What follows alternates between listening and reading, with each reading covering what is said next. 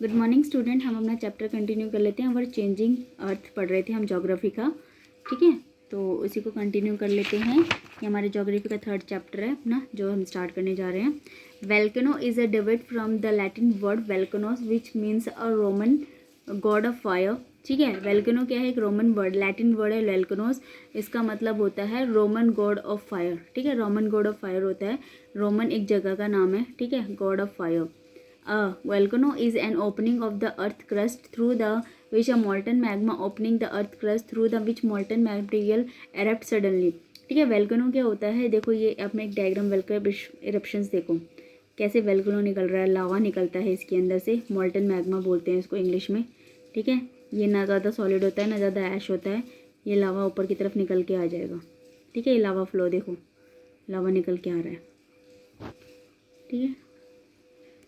Volcano brings a gases as soil, solid rocks, material, stream, etc. Welcome अपने साथ साथ क्या लाता है? हॉट गैसेस लेके आता है, राख लेके आता है, सॉलिड रॉक मटेरियल लेके आता है, और धुआं स्ट्रीम लेके आता है, भाप लेके आता है। From the earth interior the opening of volcano of the earth surface is called a vent, ठीक है। इसमें क्या होता है? The opening volcano on the earth surface is called vent. Opening volcano जहाँ से होता है इसको हम क्या कहते हैं? वेंट कहते हैं, ठीक है। While the funnel-shaped basis surrounding the opening area vent is termed as the crater, ठीक है। क्या होता है? जो फनल शेप है, फनल शेप है यानी कि जो ये शेप है इसको हम क्या कहते हैं? हम लोग फनल शेप यानी कि त्रिकोण शब्द जो है वो बेसिस सराउंडिंग के पास होती है, इसकी सराउंडिंग के आसपास होती है, उस एरिया को हम क्रेटर कहते हैं, ठीक है। स्लो मूवमेंट्स के बारे में हम यहाँ पे पढ़ेंगे, स्लो मूवमेंट्स कैसे आते हैं। Slow movement in lithospheric plate responsible for building mountain, this movement में हैव ए वर्टिकल और हॉरिजॉन्टल, ठीक है। जब स्लो मूवमेंट्स आते हैं लिथोस्फेरिक प्लेट में, यहाँ पे क्या होते हैं? माउंटेन बिल्डिंग होती है, और ये मूवमेंट क्या होते हैं? वर्टिकल और हॉरिजॉन्टल दोनों हो सकते हैं। Vertical movement can be uplifted subsistence of the earth surface and they birth to the plateau and valleys, ठीक है। वर्टिकल मूवमेंट्स की अगर हम बात करते हैं तो वो क्या करते हैं? अपलिफ्ट करते हैं माउंटेन को, ठीक है। और जो यहाँ पे अर्थ सरफेस है वो क्या करती है? वो एक प्लेट्यू या वैली को जन्म देती है, ठीक है। हॉरिजॉन्टल मूवमेंट्स क्या करते हैं? रिस्पॉन्सिबल फोल्डिंग एंड फोल्डिंग, ठीक है। हॉरिजॉन्टल प्लेट्स जो होती है जो ऐसे ऐसे मूव करती है, ऐसे ऐसे शेप में, ठीक है। ऐसे हॉरिजॉन्टल ऐसे ऐसे होती है और वर्टिकल ऐसे ऐसे होती है, ठीक है। जो हॉरिजॉन्टल मूवमेंट बनाती है responsible for folding and folding, folding is created the mountain and rift valley respectively, ठीक है। ये क्या करती है? फोल्डिंग और फोल्डिंग बनाती है। जब ये क्या होंगी? जब ये आपस में दो प्लेट्स आसपास आएंगी तो ये क्या करेंगी? सॉइल को फोल्ड कर देंगी, फोल्डिंग बनाएगी, और माउंटेन क्या करेंगी? माउंटेन या रिफ्ट वैली बना देंगे यहाँ पे, ठीक है। Both the horizontal and vertical movement are cause due to the diastrophic forces, ठीक है। दोनों क्या वर्टिकल और हॉरिजॉन्टल मूवमेंट्स किस लिए होते हैं? डिस्ट्रॉपिक फोर्सेस की वजह से होते हैं, ठीक है। मेंटल में जो फोर्सेस होते हैं उनकी वजह से ये फोर्सेस होते हैं। These forces are operate very slowly, ठीक है। ये फोर्सेज बहुत धीरे से होते हैं। इसके बाद this affect can be seen after thousands of millions of year, ठीक है। ये क्या इफेक्ट्स कब देखे जाते हैं? थाउजेंड या मिलियंस ईयर्स में एक बार देखे जाते हैं।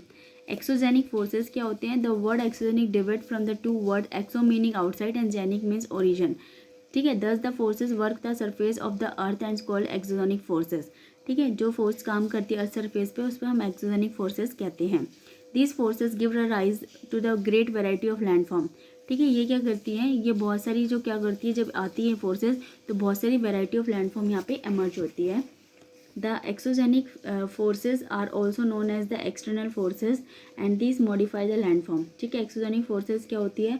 एक्सटर्नल फोर्सेज होती है, और ये क्या होती है? मॉडिफाई करती है लैंडफॉर्म को। These forces are directly or indirectly affected the sun's energy, ठीक है। ये फोर्सेस क्या है? डायरेक्टली और इनडायरेक्टली अफेक्ट करती है सन एनर्जी को।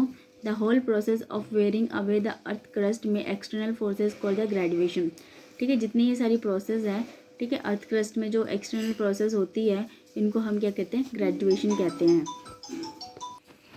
तो हम यहाँ मैंने आपको बताया था the whole process wearing away the crust रस एक्सटर्नल फोर्सेज को ग्रेडुअल, इसको हम ग्रेजुएशन कहते हैं, ग्रेजुएशन कहते हैं। ग्रेडेशन डिग्रेडेशन इरोशन की वजह से और एग्रेडेशन डिपोजिशन की वजह से होता है।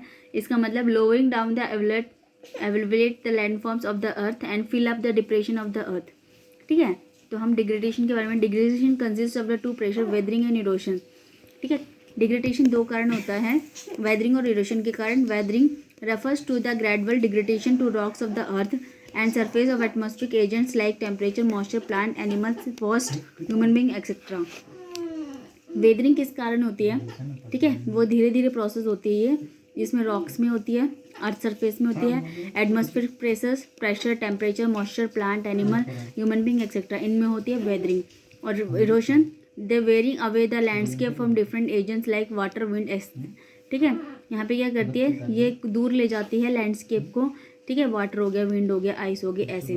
The weathering process take place with the help of number of geomographic agent like running water, underground water, glacier, wind, ocean currents, etc. And these agents carry away the erode material and eventually deposit a depression from a new form of landscape. ठीक है, तो यहाँ पे मैंने बताया weathering कैसे play लेगी place. यहाँ पे जो जितने भी प्रोसेस होते हैं, running water, underground water, glacier, wind, ocean current, ये सारे एजेंट्स को क्या है, दूर ले जाती है और इकट्ठा कर देती है एक जगह पे, ठीक है, डिप्रेस कर देती है और नया लैंडस्केप बना देती है, ठीक है।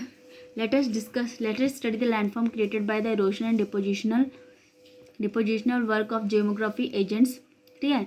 तो पहला आ जाता है उसमें major landform, work of running water of river, ठीक है, कैसे काम करती है रनिंग वाटर और river. A stream of fresh water flow from natural channel, remain confined with the banks and finally outflow into the ocean, sea, lake, in another river known as a river, ठीक है। Work of running water कैसे काम करती है, river stream यहाँ पे क्या होती है, फ्लो करती है, फ्रेश वाटर यहाँ पे फ्लो करता है नेचुरल चैनल से, ठीक है, बैंक्स में, फाइनल, और ये फ्लो करती है सीज में, ओशंस में, लेक में, ठीक है, और ये अनदर लेक में मिल जाती है और जब ये क्या बनाती है, रिवर बनाती है। River is the most important geographic agents, it created number of erosional deposition landform. River एक बहुत इंपॉर्टेंट क्या हमारा एजेंट है जो क्या करता है, नंबर ऑफ यहाँ पे इरोशनल और डिपोजिशन लैंडफॉर्म क्रिएट करता है। पहला हमारा आता है erosional landform, river valley, these are the most significant erosional landform curved of the river, ठीक है। ये हमारे बहुत ज़रूरी क्या है, सिग्निफिकेंट इरोशनल लैंडफॉर्म है जो क्या है, कर्व्ड शेप में होता है, ठीक है, कर्व्ड चोपड़ी शेप में होता है, आउट रिवर से निकलते हैं। This landform in the mountains region, they are resulted the vertical erosion by the river, ठीक है, ये क्या है, माउंटेन्स रीजन में फॉर्म होते हैं और रिजल्ट करते हैं वर्टिकल इरोशन बनाते हैं रिवर से। These valleys are very steep slopes, ये क्या होते हैं, बहुत तेज़ी गति से पानी यहाँ पे बहता है, ठीक है। तो आज के लिए इतना ही, बाकी का हम कल करेंगे। Thank you.